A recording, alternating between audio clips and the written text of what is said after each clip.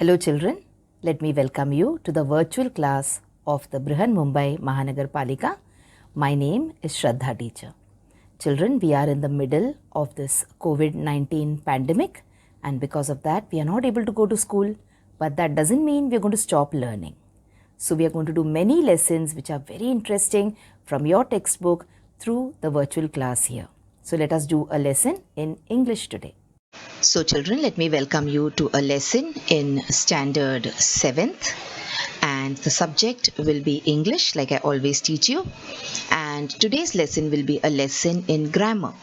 But remember children, whenever we do grammar in English, we always do grammar from the textbook. That is, whatever textual grammar is there after the lessons, only that we do as part of our English lessons in this subject. Okay, so even today we are going to look at a grammar point from one of the lessons, and now the lesson is lesson number 2.6, that is chasing the sea monster, and the grammar point that you have in that particular lesson is transitive and intransitive verbs. So today we will try to understand in detail what the meaning of transitive and intransitive verbs are. Now, as the name suggests, these are types of verbs. Okay, so now what are verbs? So let us start by just going into the background a little bit to understand what are verbs and to which family or which part of grammar do verbs belong, and then we will go on and see what is the meaning of transitive verbs, what is the meaning of intransitive verbs, and how transitive and intransitive verbs are different from each other. We will also try to identify the transitive and intransitive verbs. Now remember children, when you're learning a lesson in grammar, especially in English grammar, which is a foreign language for us, we should try and see as many number of examples as possible. So the more examples you read, the more examples you come across, the better the idea will be for you, or you will understand the idea better. So following those lines, I will try and show you as many examples as possible of transitive and intransitive verbs in order to make the idea clear to you. Okay, so come on, let's go and start our lesson for today and look at what are all these words, or what is the meaning of all these words. So let us first read them. So we have adjectives, adverbs, conjunctions, interjections, nouns, prepositions, pronouns, and finally we have verbs. Okay, so we have been learning these words, or we have been learning the meaning of what these verbs are right from the time when we started learning English. Of course, we must not have heard these names. For example, when you were in the second standard or when you were in the first standard, towards the end, you learnt what naming words are. So now naming words means what? Naming words means nouns. Okay, you have learnt about how to describe quality of something. So when you're talking about words that describe quality, then those are adjectives. So that means we have been learning about these concepts since we were quite young. And you also know what they are called. All these are called as parts of speech. That is, if you pick up any sentence in English, you will be able to divide up the sentence, and you will be able to see that each word in that sentence belongs to one of these groups. Okay, for example, if you say, I am a boy. So I here is a pronoun, am is a verb, and boy is a noun. Okay, it's a common noun. Even when you say the word there, even that is a part of speech. So that means whenever you write a sentence in English, whenever you write a paragraph in English, each word, if you pick up from there, you will be able to identify it, that it belongs to a particular group of words or a particular type of words. And these type of words then could be adjectives, they could be adverbs, they could be interjections. Okay, so this was about what is the meaning of parts of speech. Why are we talking about parts of speech now today? Because we are going to learn about verbs, and verbs are a very, very important part of speech. Okay, so now let us move down and let's look at what the meaning of these verbs are. So what are verbs? What is the meaning of a verb? A verb is a word that describes the action in a sentence. Okay, so when you write a sentence and if you're describing what someone is doing, then that word which describes what someone is doing, that is the action which someone is performing, is called as the verb. Okay, so once again we can say that a verb is a word which describes the action in a sentence, or it tells you about what someone is doing. Okay, or what is the action which is happening, or what is being done. In Hindi you call it the kriya. Okay, so now let us look at some examples here of verbs. So see, for example, I play football. So here play, which is given in yellow color, is a verb. So it is showing an action, isn't it? What? Of playing. Okay, taking a ball and kicking it around, that is the action. So you are playing football. They skip quickly. Skip again is an action. You know, they take a rope and they jump over the rope, which is called as skipping. So it is an action. You're doing something. When you're playing, you're doing something. When you're skipping, you're doing something. Look at the next one. We eat spaghetti. Eat is again another action. And the last one, Bob is 7 years old. 7 today. So is also an action. But it means he's not doing something, but it is a state. It is describing what Bob's situation is. So even is an action. You will see words like is, am, and all, they are also actions. Okay? So this is the meaning of a verb. Now children, if you want to understand a little bit more about verbs, you can read this sentence or you can read this para. Verbs are said to be king in English. So the verb is said to be the king of English. So king of English means actually what? It is the most important person. Who's the king, children?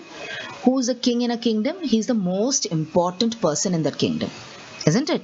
Even if there are no people around, it is okay. If one minister is not there, it is okay. But the king should be there. So in the same way, the verbs are called as the king in English. Even the shortest sentence can contain a verb. Okay, a shortest sentence also can contain a verb. In fact, you can make a one-word sentence also with a verb. That is, if you just write one word, which is a verb, that one word also can be taken as a sentence. For example, see here, someone says stop. So stop means what? That you wait there, don't move. But you cannot make a one-word sentence with any other type of word. Imagine trying to make a sentence with only a pronoun, saying I or saying you, so that becomes incomplete. The meaning becomes incomplete. So you can make a one-word sentence also if you have just one verb with you. So that is why verbs are said to be very important in the English language. The verb is said to be the king in English, you can say. Okay, so this was a little bit additional knowledge about verbs. And see, if you say stop, that becomes a one-word sentence. If someone says speak, that becomes a one-word sentence. All right. Now, what are the types of verbs? Now, today we are going to talk about two types of verbs in great detail. That is, we are going to talk about transitive and intransitive verbs in great detail. But there are various other types of verbs also. For example, action verbs are there, where you say run, sit, stand, action is being performed. Okay, you have the main verb in a sentence, main verb. Alright, and then you have the state verbs. Like I said, am is a state verb. It is not showing an action, but it is showing the state of being. So it's a state verb. Then you have modal verbs. Modal verbs are one kind of helping verbs. Okay, then you have the linking verbs, verbs which link various parts of sentences to each other. you have auxiliary verbs. Auxiliary verbs and modal verbs are a little similar. When we do a lesson about modal verbs and auxiliary verbs, we will talk about them in detail. But today we will just see whether we can identify or we can name some different types of verbs. So we have action verbs, we have main verbs, state verbs, modal verbs, linking verbs, auxiliary verbs, and then we have the two kind of verbs which we are going to learn in today's lesson. We have transitive verbs and intransitive verbs. Okay, so out of all these types, we are going to learn about transitive verbs and intransitive verbs in detail today. Okay, so are you ready to learn more about transitive and intransitive verbs? So let's start learning about these two concepts, transitive verbs and intransitive verbs. So now I hope the idea of verbs is clear to you. It belongs to the parts of speech family, and we also saw that it is a very, very important, crucial concept in English language learning. So here let us try to find out the difference between transitive and intransitive verbs. We will see many examples of transitive verbs. We will see many examples of intransitive verbs. We will see how one verb can be used in the transitive form as well as intransitive form. Okay, and then we will try and learn using these various examples. So we will start with transitive verbs. So what are transitive verbs, children? Now pay careful attention. If you understand it here, you will remember it for life. So it is a verb that requires an object, okay, for meaning. So now if the sentence has to make a sense, then this particular verb requires an object. If there is a verb in a sentence and if the sentence has to make complete sense, then this particular verb will require an object for its meaning. That is why it is called as a transitive verb. Why is it called a transitive? Because the action transfers to the object of the sentence. So whatever action is being done, unless and until the object is not there, the action doesn't become meaningful. Okay, so the action is transferred to the object in the sentence. Now I will tell you what the meaning of object is, what is the meaning of action is, what is the meaning of subject is. We already know all this, isn't it? We know about the various parts of a sentence. We have learnt them before, but we will do a revision nevertheless. So once again, what is a transitive verb? Very simple language. A transitive verb requires an object. Why is it called transitive? Because the action which is there, the verb which is there, it transfers all the importance, or it transfers the meaning to the object. Okay, so the action is connected to the object, you can say, in simple language. When you look at the examples, you will understand better. Children, in grammar, when you look at the definitions, the grammar point looks very difficult when you look at the definition. But when you look at the example, you feel, this is so simple. Okay, so that is why, come on, let's look at some examples. So see here, we will look at two examples here. First one is, she played the piano. Now I told you we will discuss what is subject and what is object and what is the action or what is the verb. So see, in this sentence, she played the piano. So the sentence is about her. It is about she. She is very important here. And the focus of the sentence is on what she is doing. Okay, so what is she doing? She played the piano. So she is very important here. So she is the subject. We are going to talk about she, or we are going to talk about her. So she is the subject. What is she doing? That is the action which is happening. So what is she doing? She's playing, or she played. This is in the past tense. So she played. Now what did she play? She played, but what? So that is the object. What did she play here? In this case, she played the piano, which is a musical instrument. So I hope you understood now what is subject, what is action, and what is the object.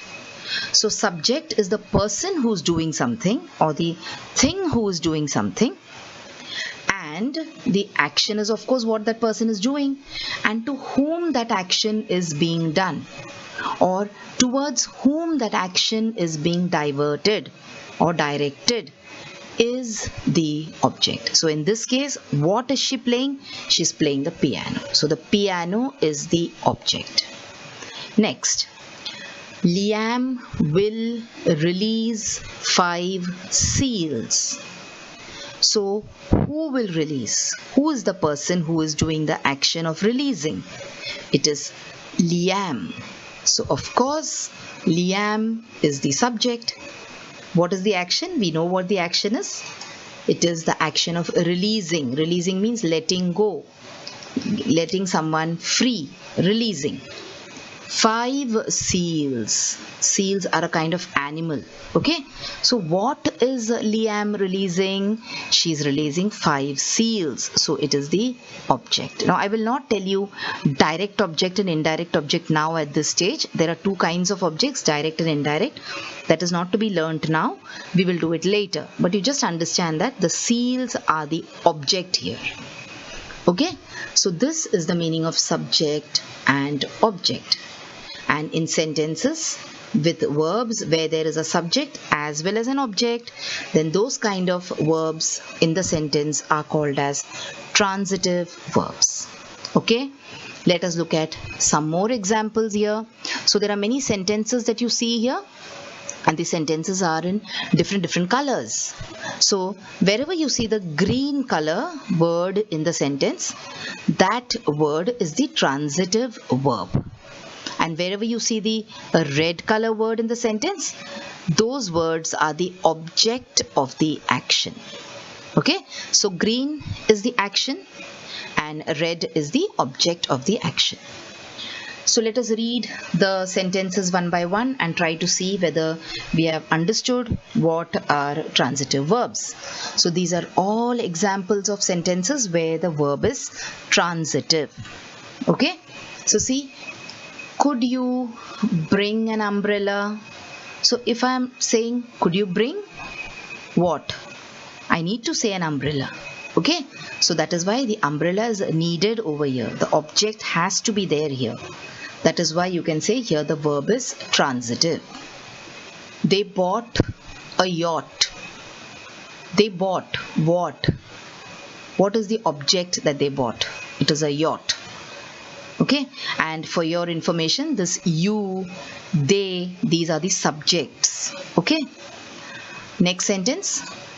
I read all his books. I is the subject. Whatever is written in black is the subject. I is the subject. Read is the verb, which is transitive. What did I read? I read all his books. So all his books is the object of the action reading or read. Next, he teaches driving. He is the subject. What does he do? He teaches. So teaching or teaches is the action. What does he teach? He teaches people to drive. That is driving. So driving is the object. Next one, you promised to take us home. So you is the subject, promised is the transitive verb, to take us home is the object of the action.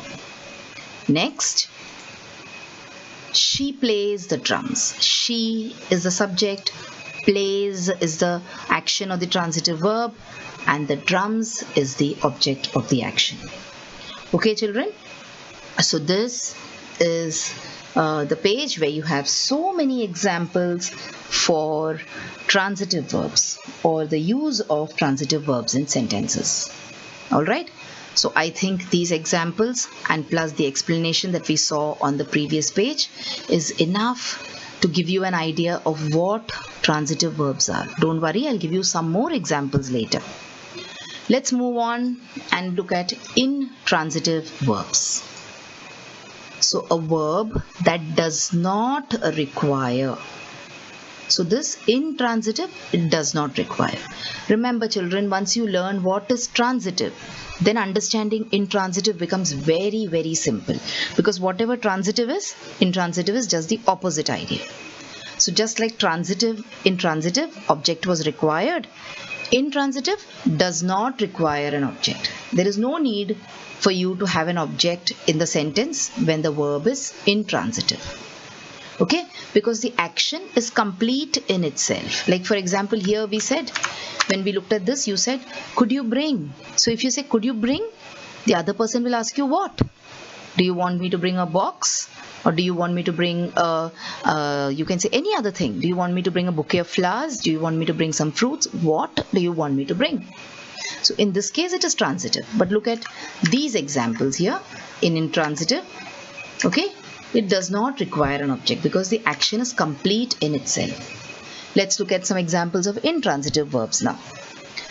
Let's go is an example.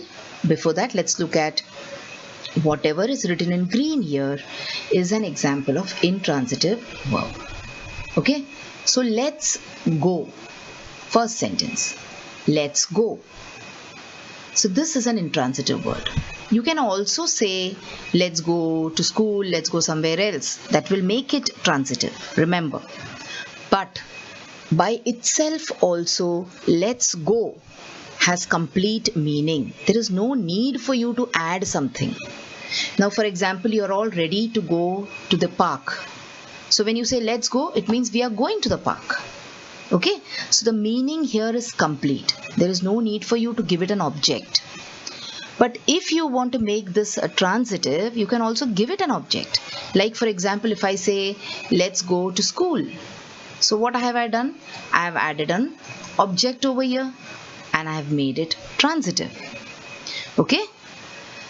We are looking at intransitive verbs, but we are also looking how we can make them transitive if we want to. Next example, the kids are jumping.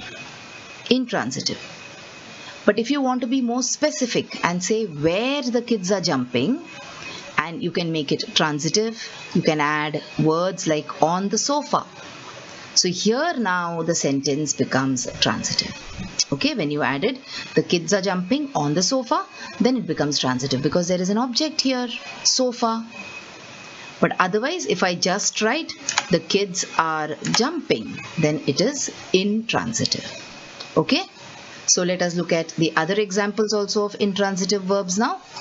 Sam is sleeping. We will talk tomorrow. So you can say Sam is sleeping on the bed. So the bed becomes the object. We will talk tomorrow about what? About your studies. So then it becomes transitive because the studies becomes the object. He sits here is intransitive. Her stomach aches sometimes after lunch. Intransitive. There are no objects over here. Okay? So these are all examples of verbs which are intransitive. Once again, let's sum up to understand what are transitive and intransitive verbs, and let us also look at some more examples. So transitive verbs are action verbs. They have an object to receive that action. So which are the important points to remember here? Transitive verbs are action verbs and they have an object to receive that action. So there is an object towards which that action is aimed. Okay? For example, whatever is underlined here, they are the verbs or they are the actions. So I bake some cookies. So cookies are the object of the action. That is why it is a transitive verb. I ride the bicycle. So I ride is the verb, and what do I ride? The bicycle, which is the object. I move the chair. So I move is the action What do I move? The chair. So the chair is the object. Okay, children. So using these many examples, I hope you have understood what the meaning of transitive verbs are. Let us now quickly recap and try to understand what the meaning of intransitive verbs are also. So what are intransitive verbs? Intransitive verbs are action verbs, but unlike transitive verbs, they do not have an object receiving the action.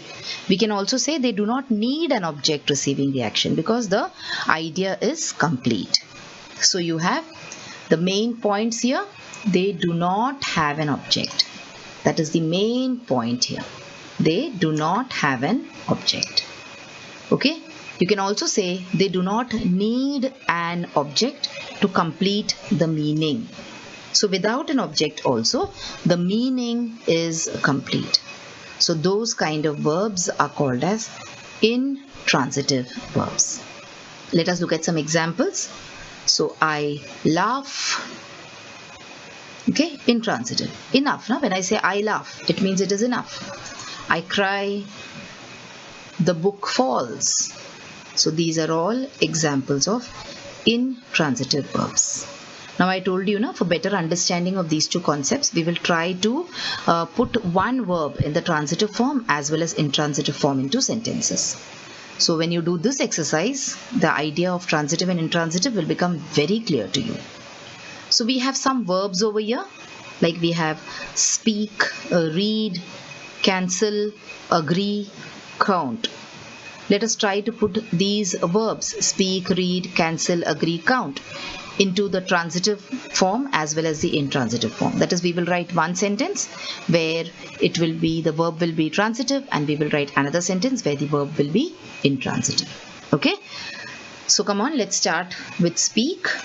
So when I say, I'd like to speak with you. So I am telling you that I want to speak, but it will be with you. So you, with you is the object here. So that is why in this case, speak is in the transitive form. I'd like to speak with you. If I say, let's speak, it is intransitive. Alright, you need not write anything there to make the meaning more complete or to make the sentence complete. So this is how you can use a particular verb in the transitive as well as intransitive form. Let us write example sentences for the other verbs also. So you have read. So in the transitive form, you can say, we are reading your new book. So what are we reading? Your new book. In the intransitive form, we can say, what will we say in the intransitive form? We are reading. What is not necessary. But when we add an object, it becomes transitive. When we drop the object, it becomes intransitive. What about the next example? Cancel. Let's see. Ed cancelled the reservation. Okay. Next you can say, Ed cancelled. Intransitive. Ed cancelled what? The reservation. So that is transitive. Ed cancelled is intransitive. What about agree? So you have, I agree with you. Just like you said, I'd like to speak with you. In the same way, I agree with you. Transitive. Okay? Then when you say, I agree, it is intransitive. I don't know I'm agreeing with whom, whether it is with you, whether it is them. So it is intransitive. Count. We count on her assistance. That means we are expecting that she will assist us. She will help us. And we are depending on that. We count on. Here count doesn't mean counting. 1, 2, 3, 4. That is different counting. This is a different counting. So we count on her assistance means we are relying on her. We are hoping that she will assist us. And we are depending on that also. She has to assist us. Otherwise we will not be able to succeed. Okay, that is the meaning of we count on her assistance. Intransitive, that counts, means that is important, that counts. Okay, So children, we have seen 5 verbs here that we can use in the transitive form as well as the intransitive form. Now there is one small, you can say, assignment that I will give you. You have to pick up 5 more verbs and try to write sentences where the verbs are transitive and intransitive. So that was the lesson about transitive and intransitive verbs. So before we say goodbye, let us do a small exercise and see whether we have understood what transitive and intransitive verbs are. So here there are 4 sentences, and in some sentences the verb is transitive and in the other sentences the verb is intransitive. So come on, let's see whether you can identify it. So let's look at the first sentence. Ravi carried the bags. So the verb is of course carried, the action is carried. Now is this sentence transitive or intransitive? How will you know? You will know if you check whether there is an object here. So is there an object here? Ravi carried what? He carried the bags. Yes, there is an object here. So it is transitive. Okay? Look at the next one. Now here I hope that you will pause the video for some time. You will read the sentences and you will arrive at the answers, and then you will play the video again and check whether your answers and my answers match. That is what you're supposed to do. Okay? So moving on. Grandma laughed. Alright? So there is the subject, there is the action, but the object is missing. So it is intransitive. Next one. Malini auntie wrote a book. So Malini auntie is our subject, wrote is our action, and what did she write? She wrote a book. That means the object is there. So it is transitive. And the last one, the book on the table fell. Okay, so what fell? The book on the table. What happened to the book on the table? It fell. But where did it fall? We do not know. So this particular sentence, the verb is intransitive. Okay, children? So here in this lesson, we talked about what are transitive and intransitive verbs. We started with learning about the various parts of speech. Then we talked about verbs. Then we talked about various types of verbs also in short, because we do not have time to talk about all the types of verbs in this lesson, which is especially for transitive and intransitive verbs. Then we saw the meaning of these two concepts, various examples. We also saw how you can make a verb into a transitive form or an intransitive form, and we also did this exercise. So children, now you have watched the video. So after you watch the video now, you will have to complete a few simple tasks. Now you might have watched the video on your computers or your laptops or your mobile phones. Now after you watch the video, what will you do? You will please go to the description box which is given below the video. So what is the description box? See, the description box looks like this. Alright, and after you go to the description box, you will see that there are a few questions there. Now what are these questions about? These questions are about the lesson that we just learned or the video that you just watched. So what will you do? You will think back properly about the lesson and you will try and answer these questions and note down the answers in your notebook if you want. Okay? After that, we have another task waiting. You will also click on the link which you will find in the description box to fill up the Google form. So now what is the Google form, children? It is nothing but a simple form. There are a few simple questions there about the video which you just saw and also about yourself. So these are the tasks now that you will have to complete after you watch each video.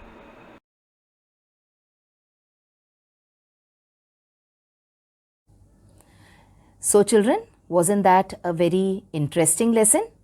I'm sure you learnt a lot of new things in this lesson. If you have liked this video, please hit the like button and also subscribe to my video so that you will get to see all the videos which I keep posting regularly.